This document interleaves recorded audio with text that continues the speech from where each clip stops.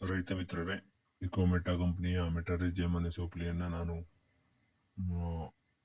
ಇವತ್ತಿನ ದಿವಸ ಪರಿಚಯ ಮಾಡ್ತಾ ಇದ್ದೇನೆ.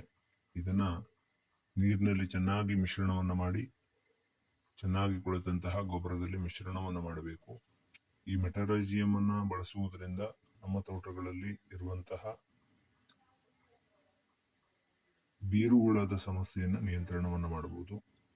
ಮೆಟರಿಜಿಯಮ್ ಅನೆ ಸೋಪ್ಲಿ ಅನ್ನುವಂತಹ ಈ ಒಂದು ಜೈವಿಕವಾದಂತಹ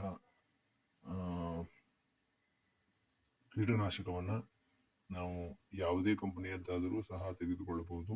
ಕೃಷಿ ತೋಟಗಾರಿಕೆ ಸಂಶೋಧನಾ ಕೇಂದ್ರಗಳಲ್ಲಿ ಇದು ನಮಗೆ ಲಭ್ಯವಾಗ್ತದೆ. ಅದನ್ನ ಈ ರೀತಿಯಾಗಿ ಮಣ್ಣಿನಲ್ಲಿ ಚೆನ್ನಾಗಿ ಕೊಳೆತಂತಹ ಗೊಬ್ಬರದಲ್ಲಿ ಸರಿಯಾಗಿ ಮಿಶ್ರಣವನ್ನು ಮಾಡಿ ಅದನ್ನ 15 ದಿವಸಗಳ ಕಾಲ ತೇವಾಂಶ ಇರುವಂತೆ ರಕ್ಷಣೆ ಮಾಡಿ ಅದನ್ನ ತೋಟಕ್ಕೆ ಬಳಸುವುದರಿಂದ ನಮ್ಮ ತೋಟದಲ್ಲಿರುವಂತಹ ಬೇರುಳದ ಸಮಸ್ಯೆಯನ್ನು ನಿಯಂತ್ರಣ ಮಾಡಬಹುದು.